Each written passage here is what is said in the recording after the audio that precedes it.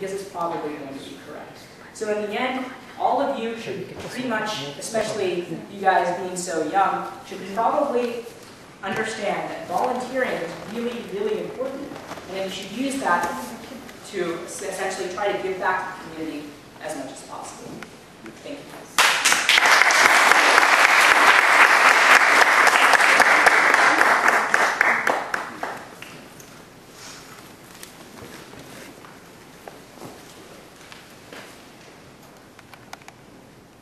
Thanks, Rishi. It was a very good speech, and in fact, I think he highlighted some aspects which is actually what made us want to do this program, which is the fact that is unique to children who grow up, Indian children, Hindu children who grow up in America, right?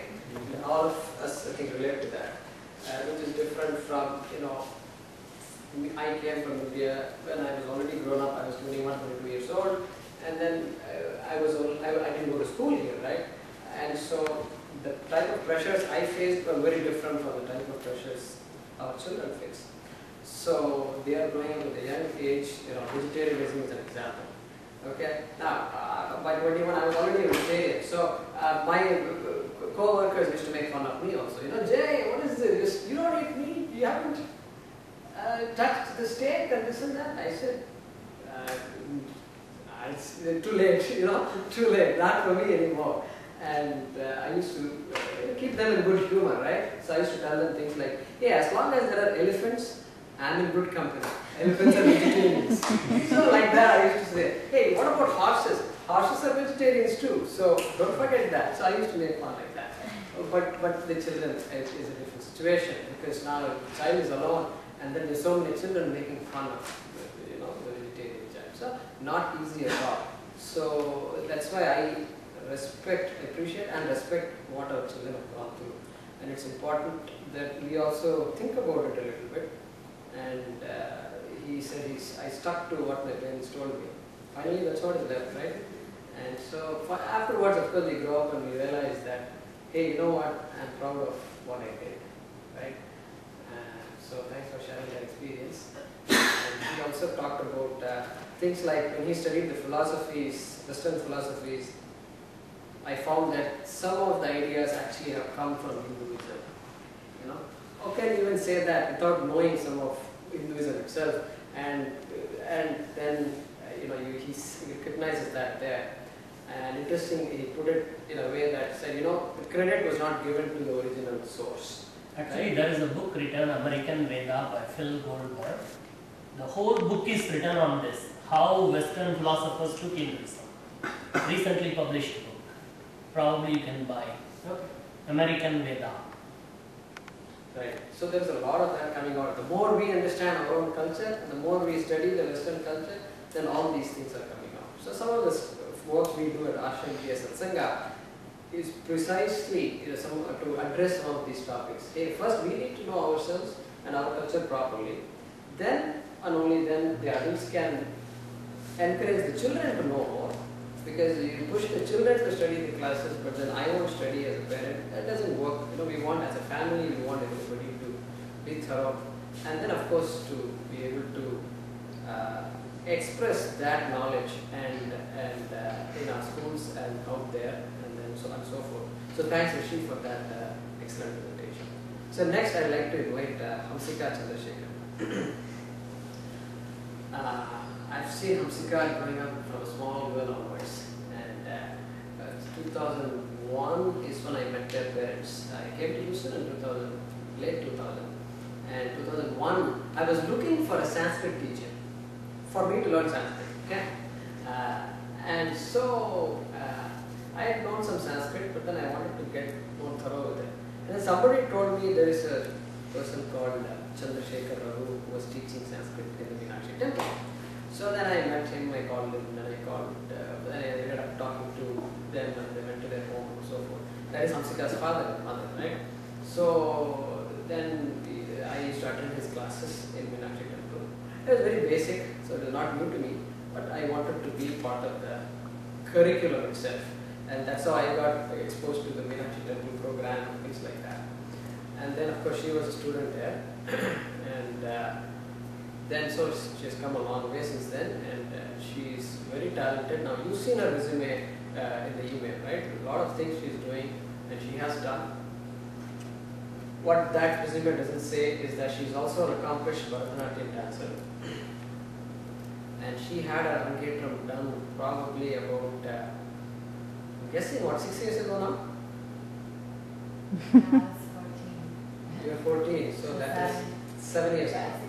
6.5 to 7 years, not bad. So around that time, so I remember the Jewish Community Center, it was a very memorable event. And so she's done that, and then she was also learning Kuchipudi after that on her own, I think, for a while. And in 2006, Swami Dayananda Ji visited Houston for the first time.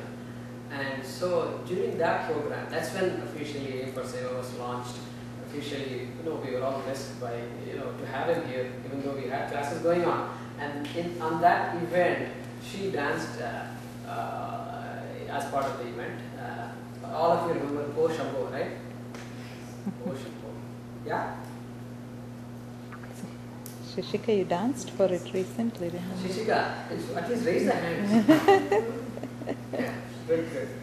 So she learned from Ratna Aunty, and for a month or so she practiced, I remember, and then she danced that. So she's done a lot like that, and she's been involved in many activities. You hear more about Hamsika. And of course she's been in MIT for 3 years now, and so every once in a while we see her when she makes a flying visit to Houston. So we're happy to see her. She's done a lot of work.